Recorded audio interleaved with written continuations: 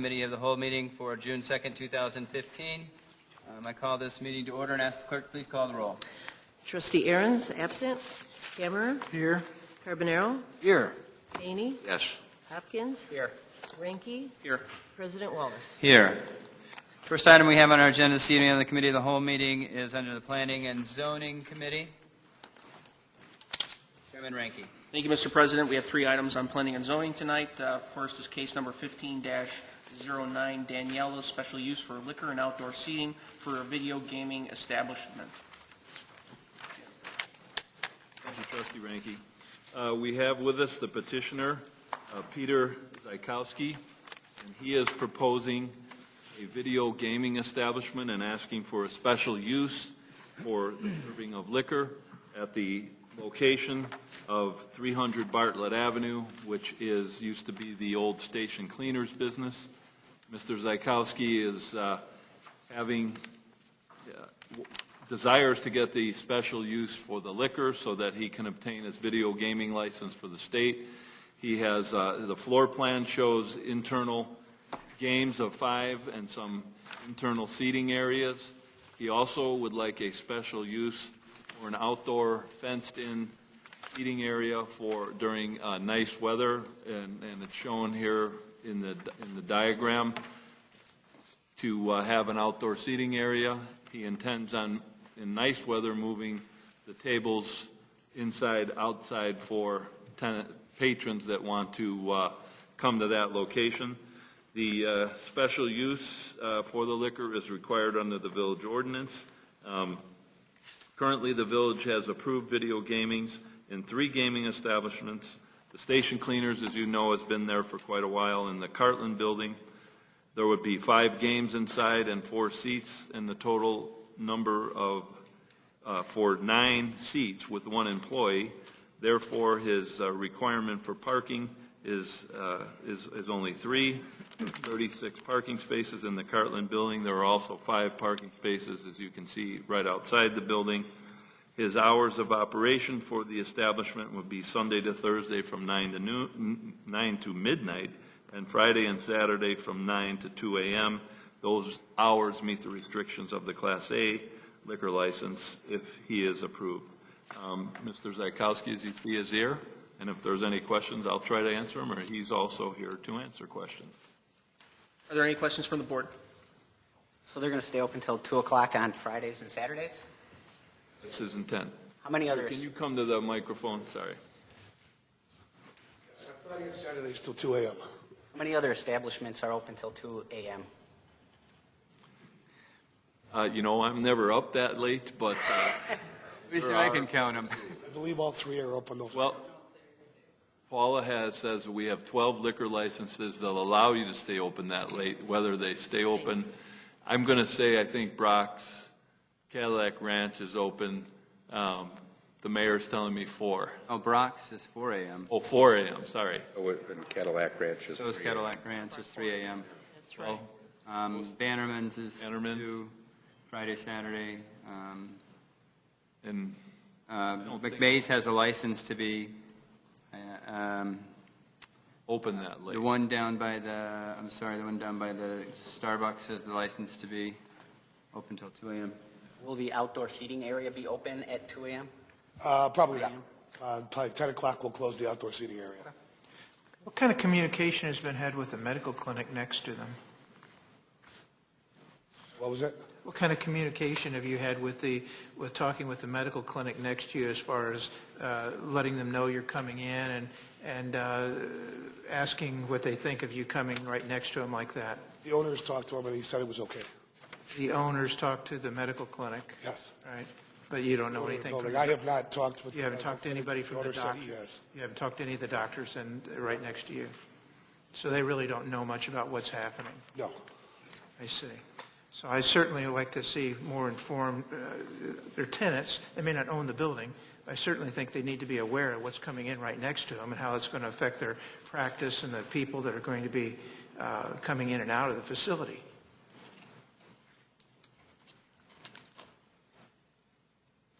I think your plan is encouraging. an area of the downtown that has been struggling. I mean, you heard a lot of discussion about our struggling downtown, and here you are, right here, right now, proposing a concept that may very well work. I'm encouraged, and I hope that we can move this on to the Plan Commission. Absolutely, I And the agree. neighbors will all get notice via mail, so they'll be advised of what's happening, and they'll have their opportunity to talk to the Plan Commission. Will we be able to walk in and say Norm? Well, Noticed in your write-ups that you're going to be like a Cheers bar. I want to be able to yell Norm. And I want Ranky down there playing Norm at the end of the bar. Fair enough? Okay. Any other discussion? No. Anything else? Where do we get the postal uniform? So then we'll move this matter on to the Plan Commission. Absolutely. Good luck. Thank you very much. And I would encourage you to get in touch with the chamber. Our clients get in touch with the chamber. Try to become members of the chamber. okay, very well. The next item is Starbucks special use for beer and wine, and this is case 15-11. The Starbucks is represented here tonight by their Coffee House Holdings, Inc., which is the owner of Starbucks. They are hoping to get a special use to serve beer and wine at their location at 1681 South Route 59. They've recently gone through some major renovations of that facility to expand for what they call the evening hours. Again, the special use permit is for the serving of beer and wine only, needing the liquor license. This Starbucks was located back in 1999, and it was approved for outdoor seating, so they will continue to use that area. The new concept would go into play, I'm assuming, after they get their liquor license. They would have fencing around there. Again, here's the site plan showing the Starbucks in that location. Floor plan of the expanded area, it's a little difficult to see, but the outdoor seating generally is in that same area, and with the nice fence detail, it'll be kind of a wrought iron looking fence. They would be open 7 days a week from 5:30 a.m. to 8 p.m. I am awake at 5:30 in the morning. The evening menu would start after the regular until the regular closing hour. It's a Class B liquor license. They are currently in 7 Chicagoland locations throughout, and 37 throughout the United States. And again, this one's ready to move on to the Plan Commission should you choose, and Starbucks is represented here tonight. Any questions? Jim, are you suggesting you're going to have like a glass of wine at 5:30 a.m.? Is that what? I'm usually walking my dogs Okay. at 5:30 in the morning, so I do have one I'm question. lucky to stand up straight with them, with the dogs. We're getting a little punchy Yeah. here. I do have one question. Is it too early for the Starbucks brand to give us any type of an indication as to the success of this concept? Successful enough for us to roll it out at over 80 locations in the West over the course of the next 18 months. Okay. From a success standpoint, it wouldn't be number of units of alcohol, though. In terms of, if that's how you're measuring success, it's usually about anywhere between 10 and 15 units of alcohol a day. But it is the occasion of beer and wine that actually brings people in after 4 o'clock in the afternoon. You wouldn't at any point be interested in, and we always ask this question when it deals with liquor license, you're not considering putting gaming machines in there? Okay. They have to disclose Are you that. going to have a variety? I mean, what kind of, you That's right. We made that. box wine? Are you going to have a variety of wines and craft beers, or how is that going to? Between 12 and 15 wines, ranging from around $8 a glass to $15 a glass, and about 6 craft beers. And then Are they gonna be does easy the menu names? change with that as well? Does that, are you offering other types of food of the evening then, I think? Yes, there's an additional food program that comes with it as well. Small plated foods, so more intended to share. Think tapas style. There's also some flatbreads that are unique to the what we call evenings locations. Could you pronounce one of your beers? I cannot. It is changing. Sorry. I can right now. Coffee I want names you are this very long. easy to pronounce. The lineup is changing. It's a perfect time of year. So you just trained the entire public to get used to a venti this and a grande that. Yeah. We order beers that way too. Can have a venti wine. No, No, those are pretty standard, pretty standard. Okay. You give Brewska, FOMA or something, whatever. Will we be able to pick up a six-pack at the drive-through? Pay no attention to him. It's a valid question. You can't have a beer at the drive-thru, right? Oh, but it's a perfect time of year because you'll be able to get a glass of wine or a beer or whatever and sit outside. So good luck with that. And this doesn't pertain to your location, but could you put in a good word with Starbucks corporate about opening up a Starbucks in downtown Bartlett? I got a little elbow We were just here, talking yeah. about that. Yeah, good. Well, that'd be great. I Definitely may need a... just very briefly to correct one point on the record. The hours of operation extend to 10 p.m. currently, and it was contemplated that they would, depending on what business demanded it, they would extend those hours to maybe 11 o'clock. Certainly not until 2 a.m. Yeah, Till 2 a.m. that's well within our, Would you choose downtown Bartlett if there was not a TIF? That's a I'm question not that goes, I part of those believe. conversations. Sorry. But I will say that was a very fascinating and well orchestrated, well managed, and very well spoken debate earlier this evening. It was quite a pleasure actually to be a participant. How would we as a board go about approaching Starbucks as a corporate to Really going breach outside. that subject? I did, didn't I? I'm all for the town. yeah. There is a property division. We can certainly refer your inquiry to them, and they make phone calls to village boards on a regular basis, so we can pass that information on to them and let them know that there's interest. Good to know. You get the feeling we're not going to let you go until you actually commit to a downtown. That's well above I our would, pay grade. I would encourage you guys to look into the chamber, please. Thank you. Thank you. So we'll move this matter on to the Plan Commission then. Hi, Commissioner. Thank you. Yeah.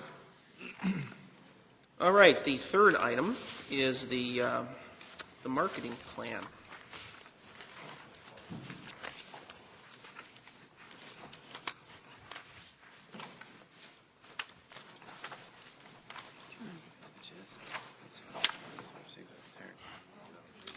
Good evening.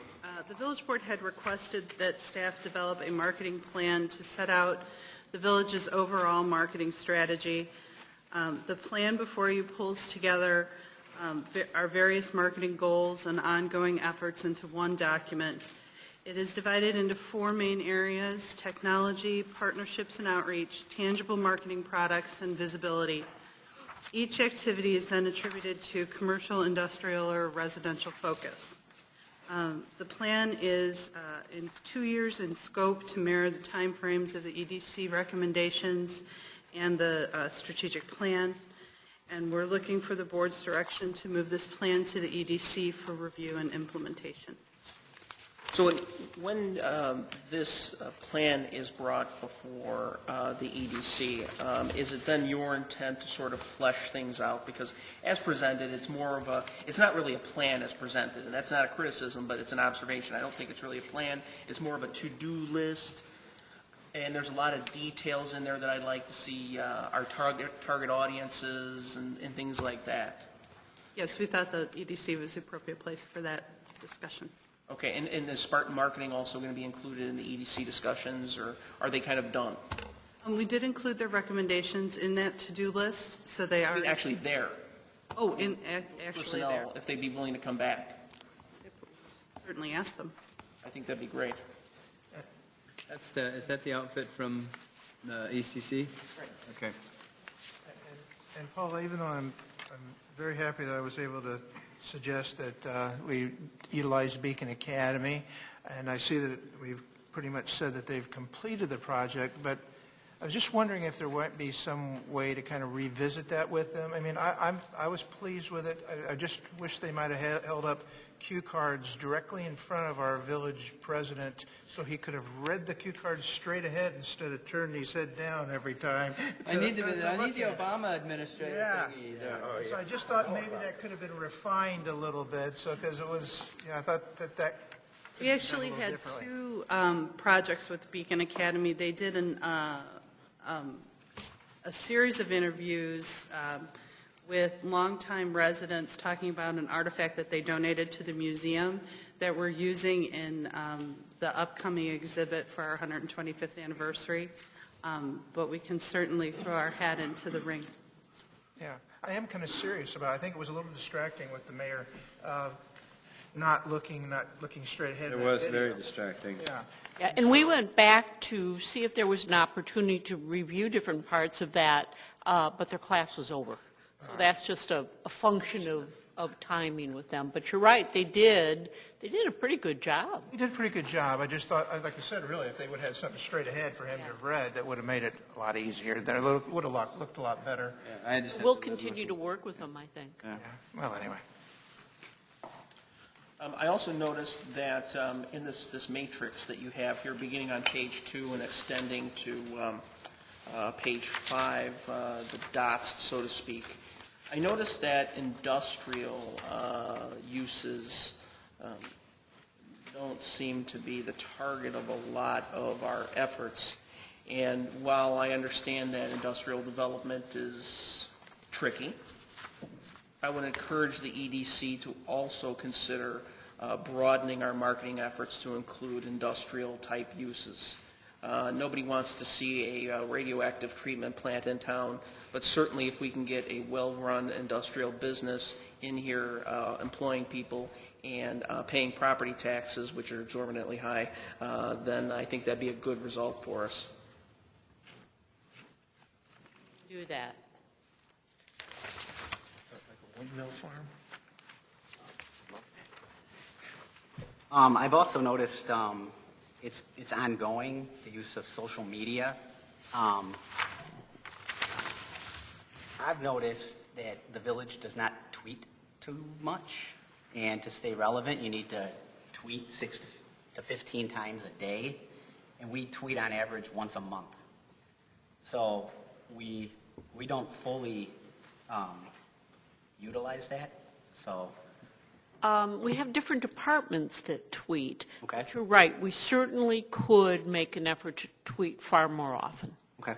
It's just a simple step. It's free, and It's kind of a catch-22. I don't know about you, Trustee Hopkins, but I follow some people that are just totally annoying. So you got to do that fine line once a day, maybe twice a day. But I agree. And I'm not a tweeter or Twitter or whatever it's called, but I do the Facebook. And I do the Facebook. Is that on the line? Yes, that is on the line, the interwebs. And it is a challenge. Some people post way too much, but then at the same time, it's nice to get, I notice there's a lot of cool things happening in town that aren't necessarily translated into Facebook, and I think we need to be more proactive about that. And that needs to be done. About our business Facebook, our All economic of it. development. Yeah. All of it. I think all of it. I don't think we should just limit it to the business component or the museum or, the police department. I think it needs to be across the board. Lots of good things happening in Bartlett, and I think we can publicize it all for free on Facebook. And I'd love to share those posts on the Facebook. And I think you can boost. I've heard of this boosting technique. Where's our techie guy? He's not here tonight, is he? A lot of people are talking about boosting your posts.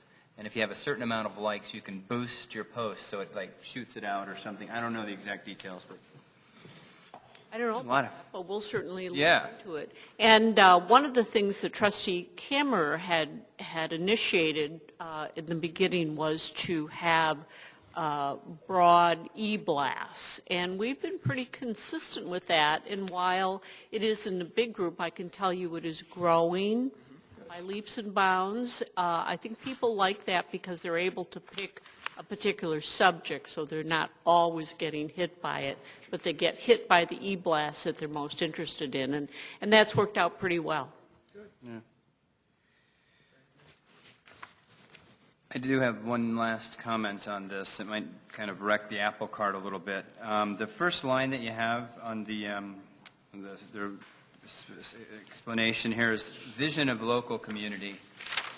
And from the time that I was on the EDC, I think some of the things that we're lacking, and I hear from residents, is just focusing on one area.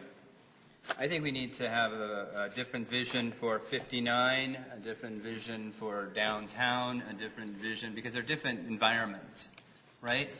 So when we talk about doing any of this marketing plan, I think we all, the EDC, the Planning Commission, the Chamber of Commerce, all have to be on the same page as far as what that vision is, right?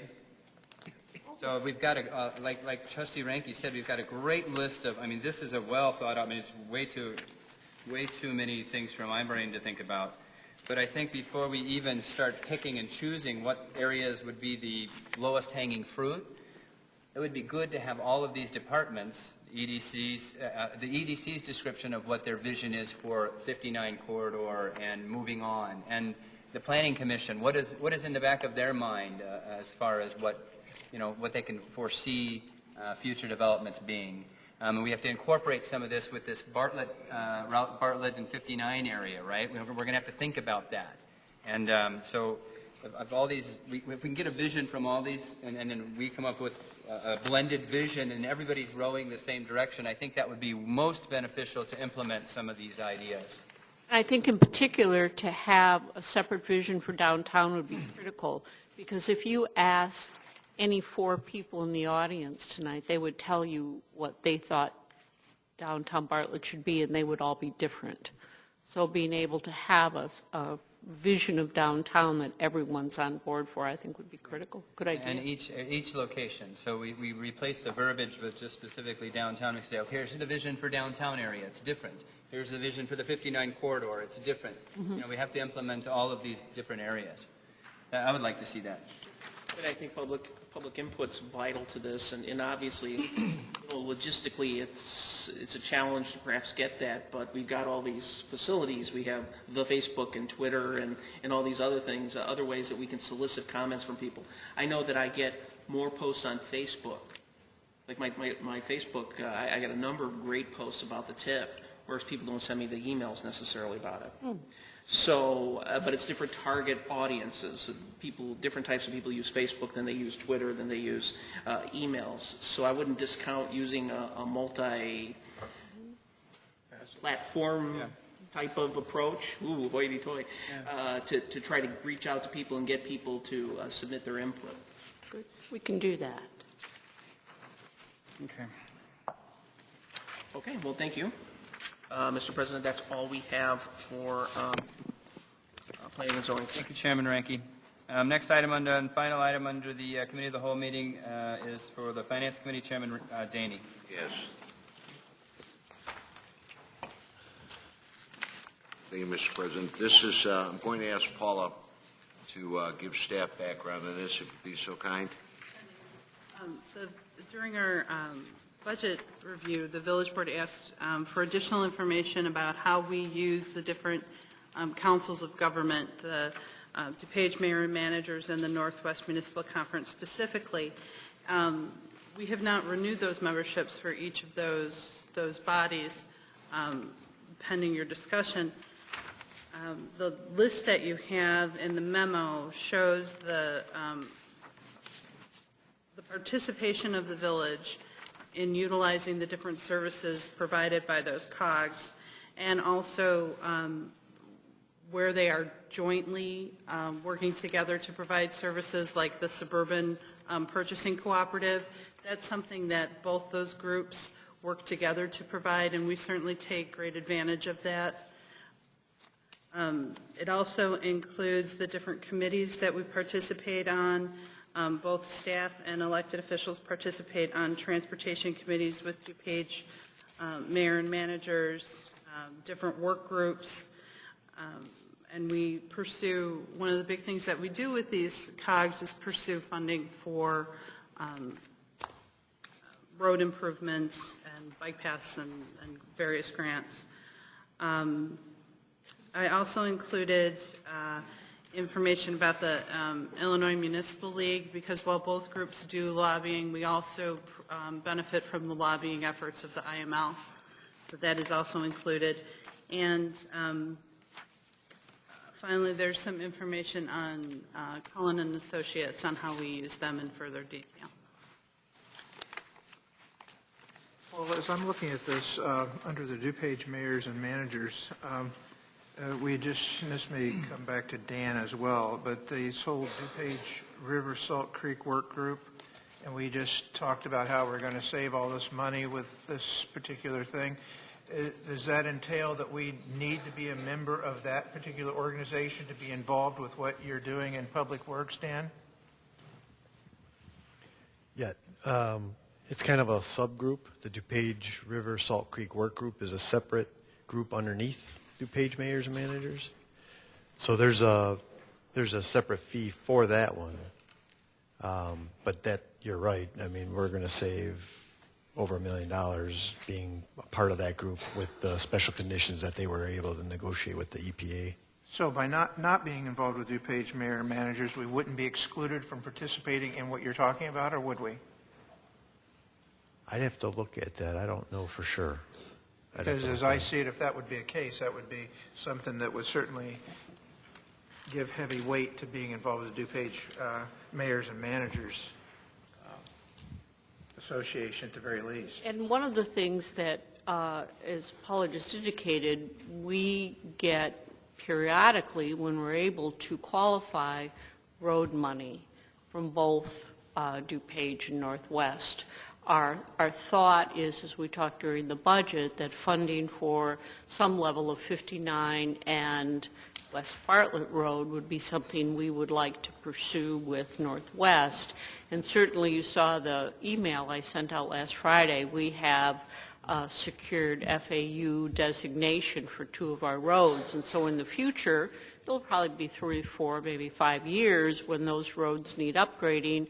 We will have the opportunity to get LAP funds from DuPage. And you have to be on the, well, you don't have to be on the committee, but we do have someone on that road committee now, and we're always going to make sure that we're at the table to lobby for those kinds of funds. So I think in terms of large impact, it is the road money that is the most significant.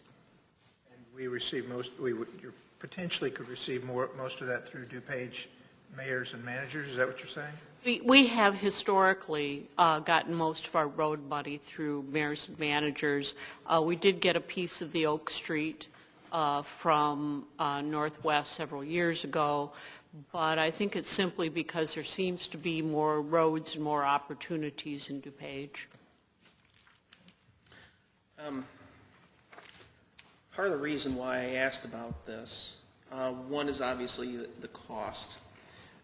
2 is I've spent a lot of time on DuPage Mayors and Managers, both in my professional career and as on my work on the village board. So I've been to countless of those DuPage Mayors and Manager dinners and met with people. I did serve on the Transportation Policy Committee. I probably went to about a dozen of those things down in Oak Brook, of all places. And, you know, I just can't physically get down there. So one of my concerns about DuPage Mayors and Managers is how is the village actively participating in the organization? You know, I know it's hard for the elected officials. Obviously, I can't get down there anymore. But I think it's something that if we're going to be a member of DuPage Mayors and Managers and the Northwest Municipal Conference, then I think we need to actively participate. I've said it before about IML. It's important that we go down there and actively participate. But if we're actually getting money from these 2 COGs, and we are, then we really should be lobbying these groups. I mean, I went down there to take some scalps and get some money back for Bartlett. I think we should all, to the extent that we can, do that. And who's going to replace me on the Transportation Policy Committee? Well, it is really critical to have an elected official there. Staff is on it. I think Bob Allen goes to all of their meetings. So we're, pardon? And Jim. And Jim. Jim. We're on the Transportation Technical. Okay. Yeah. Policy Committee, I believe you have to be an elected official. Okay. Administrator. So, Okay. but Bob Right. switch as the technical committee. We've done that for years. And I served on that committee for years and years and years when I wanted Prospect extended. You know, I was typical, went on it, got my money and left. But it is important that either one of the elected officials or I can go back on it because there still is money coming from the feds and we should avail ourselves of it. And dollars from the state and the federal government are going to be increasingly sparse. So we've got to We've got to step up our game here. It also seems to me to be overkill to have both of these COGs and their associated lobbying entities along with IML, and then to have Cullen and Associates. It does seem to be overkill to me. I know that you tell me that there's a value to it, and I've been reading the bulletins that have been coming through the email, and I see that through IML, and I see it through Northwest is very good about their... And IML is too. I find IML the clearest. Cullen,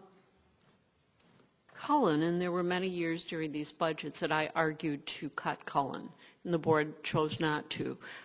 Cullen's emails is not his strong point, as you know from reading them. The value that we get from Cullen, and I don't know that we can put a dollar amount on it, but what I would say about Cullen is we have a very personal face in Springfield relative to the issues that we find critical. We have a very personal face in somebody's office talking about what's important to Bartlett. And particularly in this last year, we were able to have Tom there on a regular basis every day arguing our issues. So it isn't his reporting that I think is the value. It is the immediacy and the personal knowledge. He's been in Springfield forever, used to be a representative down there. So I think there is value. Is it worth the amount we pay? I think that's a policy decision. And I see other community leaders and DuPage mayors and managers, for example, because that's the experience that I have here, have a disproportionate voice based on their participation. And a couple of you on the board know exactly who I'm talking about. And he, retired gentleman. Has a disproportionate voice just based on his presence, and I think that would be a very good substitution for Cullen and Associates. No disrespect to Tom, but I think being able to divert our efforts to DuPage mayors and managers. I will say, however, a criticism of DMMC is I have volunteered in numerous capacities for them, and they have not availed themselves of that. And I think it's probably because I'm a trustee and not a village president. But there's definitely a block there. I know when I first showed up, there was like, oh wow, somebody from Bartlett's here, and that was the same reaction. Yeah, and it was very welcoming. But at the same time, if they were having a workshop or presentation, I'd say, hey, we'll come come help. I can teach, I can speak, blah, blah, blah. And they were very hesitant. So I see that. With regards to the Northwest Municipal Conference, I found it was very telling that we just happened to get this invite in our packets. An example of I didn't get an invite. well, you can have mine. So we pay Northwest $22,000 a year, and then we get this really fancy envelope. An example of government falling in love with shiny, sexy things. And then we've got to go pay $75 to go to some membership gala. It's not a party; it's a gala. That's the one in Evanston, isn't it? It's in Evanston, so that's a hike too. But it just kind of struck me as big dollars, big dollars. This was an expensive proposition. I don't know. I gotta ask that question. I would hate to see that come from the village of Bartlett, but we're much more fiscally responsible. I can tell you when Paula probably put this together, it was the second act, because the third or fourth week I was on at this capacity, I asked you guys to say, what are all these things? What are all these places that we're spending money on? And they did exactly the exercise we're doing right now, and it's very, very difficult. And I would suggest us finding a way to earmark for future benefit for all future trustees. Just earmark. If we're going to continue these things, let's earmark. Hey, this actually had roots with Cullen. This actually had roots with Northwest Municipal. This actually had roots with DuPage. And maybe they will stop asking, or we could stop asking the questions. But they're valid questions. There's $100,000 in fees here we're paying for different organizations. And when you're just coming in new, I didn't know what we got would benefit. I still am a little foggy, as we all are. So there's got to be. I know that's not a solution, but as an ongoing episode here, there should be a way to tag, all money's coming in, and we can say, hey, that's not a perfect science either. We can break it down and have a sort of a because that windfall could come in at any time where you're getting $300,000 and it wipes out all the deficits. So it's not a perfect science. So I guess as a group, maybe we think about this a little bit more, research a little bit more, and then make a decision on, this is just my suggestion, make a decision on trimming some of them back or leaving them as they are and see what happens throughout the next year or something, right? Right. So do we want to make that straw poll now, or does people need some more research? Well, I'd certainly like to know what the deal is with DuPage River Salt Creek Work Group, whether that pertains, We'll get back to you on Yeah, that. so That's a that- fair question. We don't have the. we have to be members in order to do this, and obviously we have no choice, right? Oh, we always have a choice to be a member.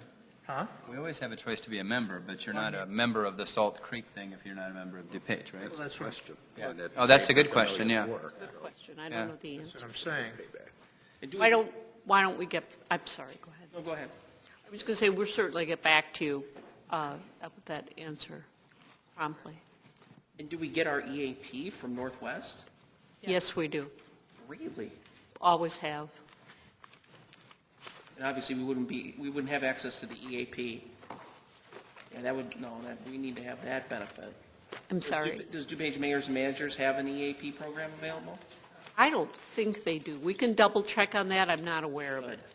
They should.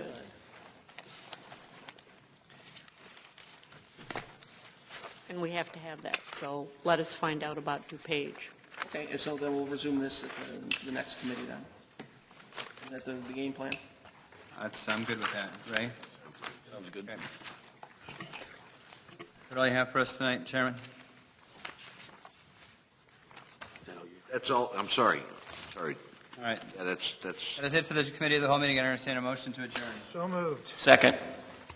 Moved by trustee Kammerer, seconded by trustee Hopkins. Will the clerk please call the roll? Trustee Kammerer? Yes. Carbonaro? Yes. Daney? Hopkins? Yes. Ranky? Yes. We are adjourned.